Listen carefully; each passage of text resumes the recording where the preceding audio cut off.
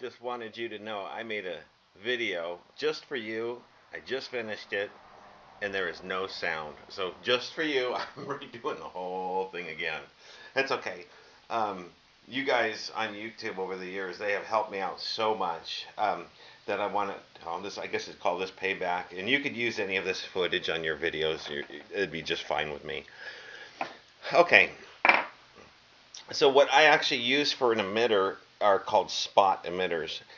These are used more in the nursery industry. I don't think most of the hydroponic community even knows this stuff's available, but it's much less expensive, and this has to be easy to work with, inexpensive, and reliable. You know, because there's money involved in people's nurseries.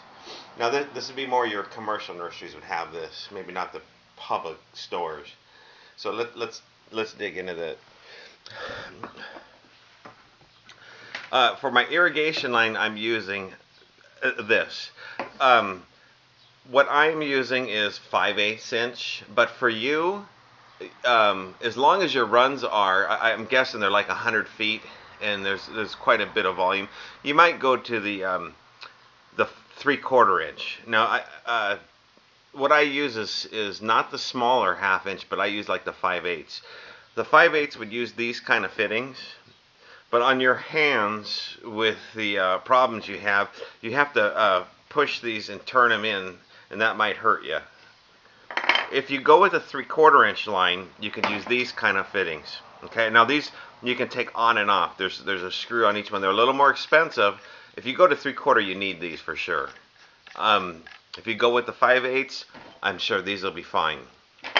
So, but you would again, you would just take these and you kind of tighten it. Slide this on. Okay, and then you would loosen it, or you'd go in the opposite fashion, and then that will lock these on. Now, you know, with us, what we're doing with hydroponics, we're changing things all the time. Now, with like the PVC you glued in your irrigation system, everything's glued, it's stuck. I know because I've torn apart old ones, and when I refined them, and I always seem to be able to salvage a lot of the stuff. But this, if you want to move something, cut it down, make it longer, you would just unscrew it. Okay, and then this will slide off rather not with too much force, and you can reuse these different places. On the 5/8 inch line, you would do it this way. I always would take now this is the wrong hose for it, but I would take my blade of some sort and just gently make a scratch about a 1/2 inch in. Then I would work the pipe in until I could see it slide into it, and I know I got a 1/2 inch insertion.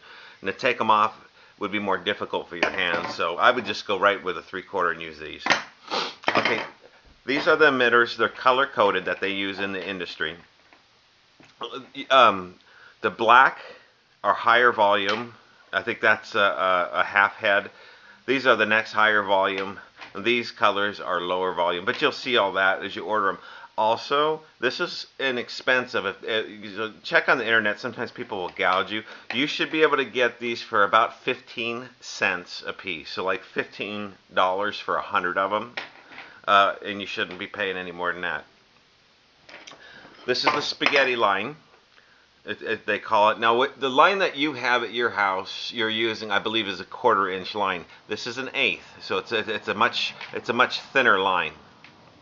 But using your filters, this stuff won't clog on you. The only clogging you'll probably get is the sun, like on the PVC pipes and stuff, and getting a moss growing inside, and then it flows through the system and plugs up the emitters.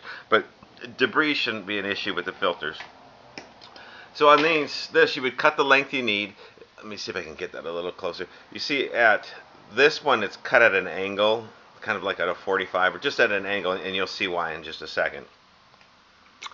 The side where the emitter is, now this emitter is going to be dual purpose. This is going to serve a purpose as a stake, a 3-purpose. It could be a stake, a goof plug, or an emitter. Now for a stake, you would slide it in, say my hand is the dirt, you'd slide it in, and that's going to lock it into your soil. For a goof plug, you'd use that same end, and put it in. Now you just plugged up your line. It's plugged, so if you don't need those, say 30% of your plants died and you wanted to plug those lines, you could plug them like this. And then the main way it's used is this is an emitter. Let me see if I can get this close enough. I'm going to turn it right here. You can see right there, there's a little knot, like a little knob. That's the direction it's going to spray. But you could always insert them when they're on and then adjust them. Let's see. Along this line here, there's a little groove in here, and that's what allows the different amounts of water, how big the groove is. So this is really simple, but simplicity is the best.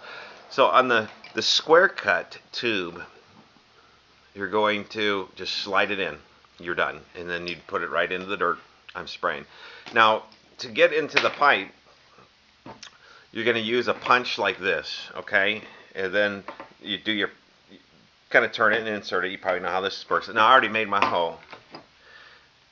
Because there's a little trick to this when you're doing hundreds of them, making sure they're working, are not going to have a problem. When the book's going to, let me see if I can get this situated better. The book's going to tell you to push it in until it bottoms out. Don't do that. You're going to get less volume and it restricts. Slide them in at an angle like this. It bottoms out. You'll feel it with your dexterity of your fingers. You'll feel it. And then you're going to keep pushing until it turns and goes out. And then there's no let me see. There won't be any restriction in that water flow. It'll make sense as you do this. So to do your connection, I pull this out, and then I push it in and just slide it in until it. You can't see. So I felt it bottom out. Now I'm going to go in a little bit more till it does the turn. I'm good to go. So, and then again, you're going to plug in your emitter. Down you go. You'll be surprised how much cheaper this system is, and you'll be pleased with it. Well, I'm pleased with it enough that I've completely converted some of my systems to using this stuff almost entirely. Okay, let's go and look at it in real form. We're going to go out to the tomato system. I just finished building this one about 10 days ago.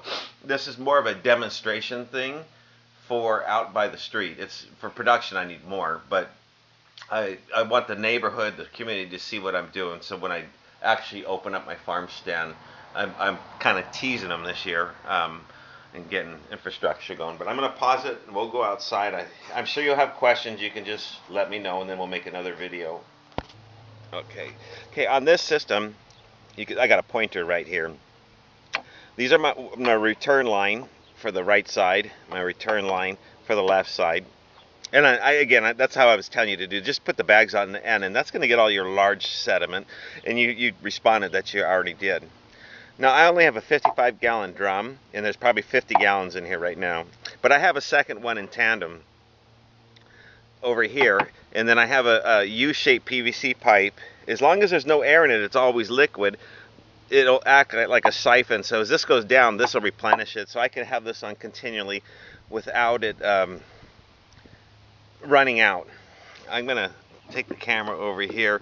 I forget, what do they call those things in a toilet?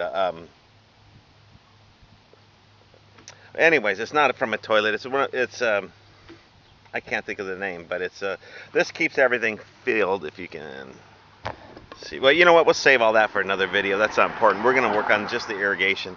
So let's go to the got your pressure line coming up here. You'll notice right here I have a threaded union. I think this is that 1.5 inch pipe on the pressure lines for starting, but it reduces. And then as we go down, I got a filter, and we're going to go over there and another union. The reason for the unions is I can take this apart if I need to clean or work or something. The threaded unions make it really nice. So let me see if I can pause this and we'll get another angle. Okay, I'm kind of holding the camera so it's a little bumpy, but let me go back. This is that pressure line right here. And it comes in, and this is the real filter, okay? The paint stinners, they're going to get all of your large particles, and a lot of the other heavy stuff will settle to the bottom of the drums or whatever you're using. But then I have this filter. Again, I was saying that the other ones were around $50. This one was $100. I wanted to try something different. The other ones work, but I I wasn't 100% pleased, and so I thought I'd try this one. So after our filter, and these are cleanable, I have that second threaded union, and that's going to allow me to take this whole thing apart on the fly and put it back together.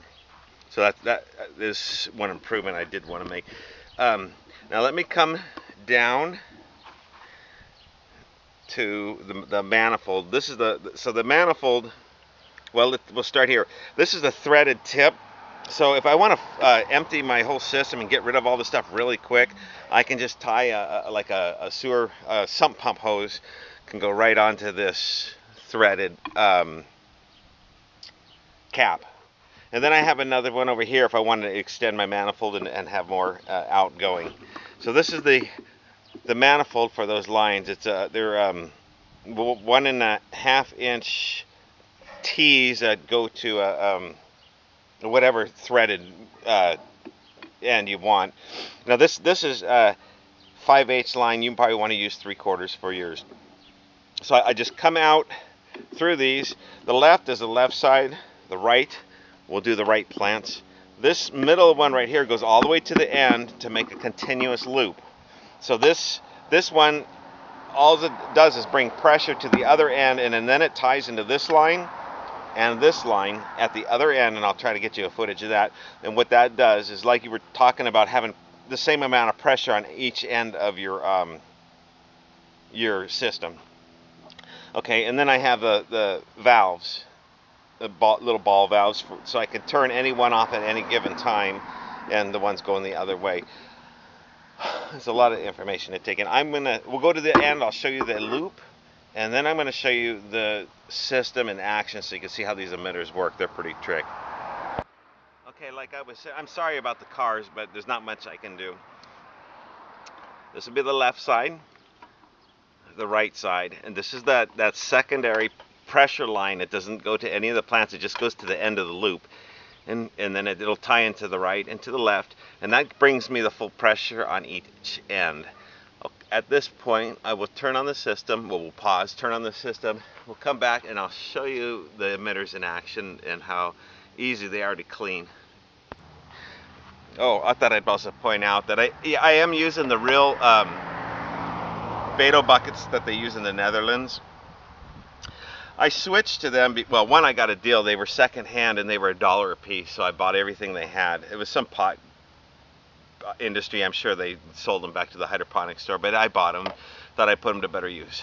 Anyways, so I'm using the bato buckets, and I started with what MHP Gardner used, the like kitty litter buckets and everything, and the pipes, but because of the price, I tried these, and I would never go back because it's sun-resistant plastic. They haven't rotted, and several other reasons that if I had to do it all over again, I'd break down and pay the retail price. But if you buy them, a lot of them, you should get them cheap.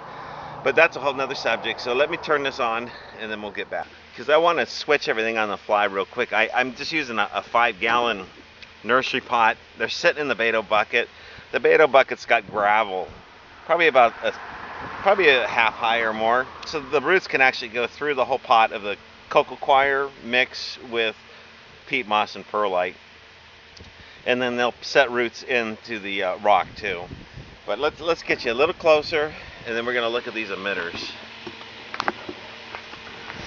Hopefully you can see these. Right there. See how that's a half head fan spray, and it's large volume. You can see the amount of water that's actually putting out. Should these clog, like I said, all I'd have to do is take it out, and then it would, we can see the volume I'm getting. Also, my pump, I was just from Home Depot. It's I think the half horsepower sump pump.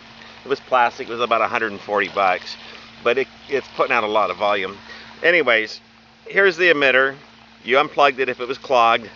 You just slide it back in, you're done. See, in the nursery industry, it's got to be quick because they have to make money. I can't think of anything else, but that should feed you a few questions and give you some ideas. So there's, I think, I don't know, there's a little over 100 emitters, and you can see they got major volume able, and they're only running through the 5/8 inch pipe. If you run 3/4, you could do all that much more. Anyways, I think this will help. Oh, another thing, you in your video, you were talking about the drain lines that they were leaking before they were making it all the way into the return. I was having that issue too. So what I did on this one, a lot of this is like the scaffolding is just, I don't have a greenhouse, and that's left over from my business. And also, I have old shelving that I got for free, and that's what I did for the platform. If you can see, it's perfectly flat. It's not level, but it's perfectly flat, and it's a 1/4 inch pitch. So the amount of water that's coming through those pipes is a lot, but it's not running over, and I think that's because there's no dips and high spots. It's just flat for the pipe to run down. It's quite a large volume of water, but I thought I should point that out. I did notice that you were actually using the 1.5 inch line, not the 1 1/4. But just having it flat, it seems to help. Okay, I hope this helps. You can let me know if you have any questions, and then we'll maybe answer them or just make a subsequent video for you. And again, you're fine to post any of this or all of it if you want. That's fine with me. Bye-bye.